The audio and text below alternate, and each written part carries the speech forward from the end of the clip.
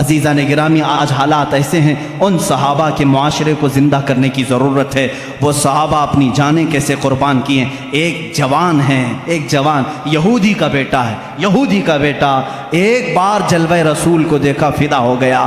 باپ مارنے لگا، کہا دوبارہ جانا مت، کبھی جانا مت۔ نوجوان ہے، نوجوان ہے، باپ نے کہا دوبارہ کبھی جانا نہیں محمد کو دیکھنے کے لیے۔ لیکن وہ حسرت کہاں سے جائے جو ایک بار جلوہ رسول کو دیکھ لے۔ جس کا دل بدلنا ہوتا ہے مولا بدل چکا ہوتا ہے۔ یہودی گھر میں ہے، باپ نے زنجیریں باندھ دی ہاتھ پر پیروں پر، ماں نے بھی سختی کی، دروازے بند رکھے جاتے۔ اس حال میں اس نوجوان کو بیماری پکڑ لی، گھر سے باپ بھی نہیں بھیجتا، ماں بھی نہیں بھیجتی، بیمار ہو گیا، زنجیریں کھولی۔ اکلوتا بیٹا تھا یہودی ماں باپ کا، لیکن کٹر دشمن رسول تھے، نہیں جانے دیتے تھے۔ نوجوان بیمار ہو گیا، بیمار کا علاج بھی کرایا گیا، حکیم آئے، طبیب آئے، لیکن بیماری بڑھتی ہی گئی، بڑھتی گئی، اس لیے کہ یہ وہ بیماری ہے جس کا علاج بھی نہیں ہے۔ اعلیٰ حضرت رضی اللہ تعالیٰ عنہ نے فرمایا ہے، جان ہے عشق مصطفیٰ روز فزوں کرے خدا، جس کو ہو درد کا مزہ ناز دوا اٹھائے کیوں، پھر کے گلی گلی تباہ ٹھوکریں سب کی کھائی کیوں، دل کو جو عقل دے خدا تیری گلی سے جائے کیوں۔ یہ وہ صحابہ کا درد تھا۔ اس نوجوان نے جب بیماری شدت پکڑ لی، ماں باپ کو رحم آ گیا، ترس آ گیا۔ اب وہ وقت بھی آیا، ایک بڑے حکیم نے آ کر کے مشورہ دیا، اس کی جان بلب ہے، اس کی جان نکلنے کا وقت ہے، یہ مر جائے گا، اب یہ زندہ رہنے کے اس کے اندر کوئی بھی صورت نظر نہیں آتی۔ ماں باپ سے کہا جو کھائے کھلا دو، جو پیے پلا دو۔ حکیم چلا گیا، ماں باپ رونے لگے، جوان بیٹا ہمارے سامنے چلا جائے گا۔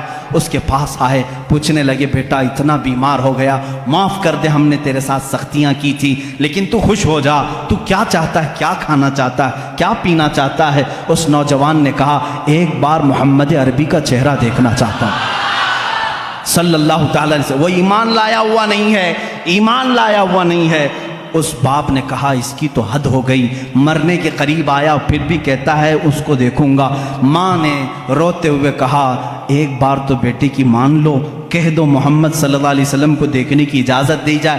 وہ یہودی کہلا بھیجا ایک صحابی کے ذریعے کہ جاؤ محمد صلی اللہ علیہ وسلم سے کہہ دو میرا بیٹا بڑا بیمار ہے، ایک بار وہ میرے گھر آئیں، وہ دیکھنا چاہتا ہے مرنے سے پہلے۔ حضور صلی اللہ تعالیٰ علیہ وسلم، صبح کا وقت تھا، فجر کے بعد کا وقت تھا۔ حضور صلی اللہ علیہ وسلم سے جیسے ہی اس نے آ کر کے کہا اپنے صحابہ سمیت کہے چلو ہم اس کو دیکھنے کے لیے نکلتے ہیں۔ اللہ کے نبی صلی اللہ تعالیٰ علیہ وسلم تشریف لائے اور اس یہودی کے گھر میں جب بستر کے قریب گئے، اللہ اس کی جان میں جان آ گئی۔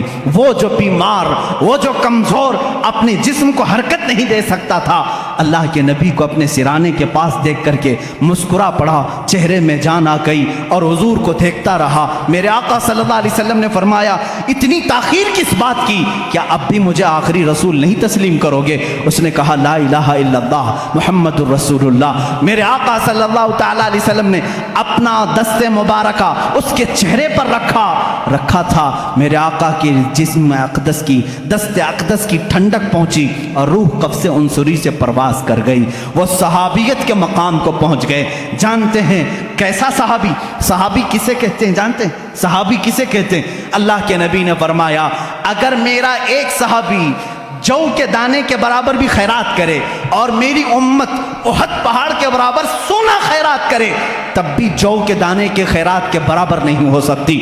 صحابی کے مقام کو پوری امت نہیں پہنچ سکتی۔ ارے چلو پیر پیرا میر میرا شیخ عبد القادر جیلانی سے پوچھیں، سرکار غوث اعظم سے پوچھیں، آپ بتائیں صحابی کا مقام بڑا ہے یا غوث کا مقام بڑا ہے؟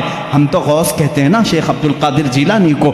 غوث پاک نے کیا کہا؟ ارے تو غوث اور صحابی کے مقام کی بات کرتا ہے، سن صحابی کا مقام کیا ہے۔ وہ صحابی جو رسول اللہ کے ساتھ گھوڑے پر بیٹھ کر کے جہاد میں جایا کرتے تھے، جس گھوڑے پر صحابی بیٹھتے تھے اس گھوڑے کے ٹاپ کے نیچے سے جو دھول اڑتی تھی وہاں تک بھی غوث کا مقام نہیں پہنچ سکتا۔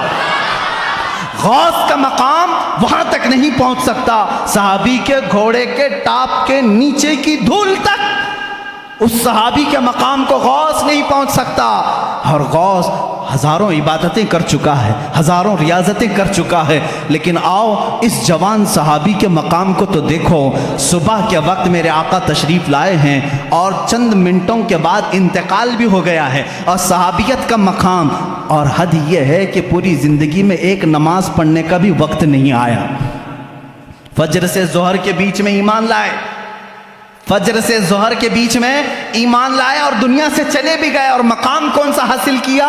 صحابیت کا، غوث سے بھی بڑا مقام۔ یہ برکت تھی صرف جلوہ رسول کو دیکھنے کی۔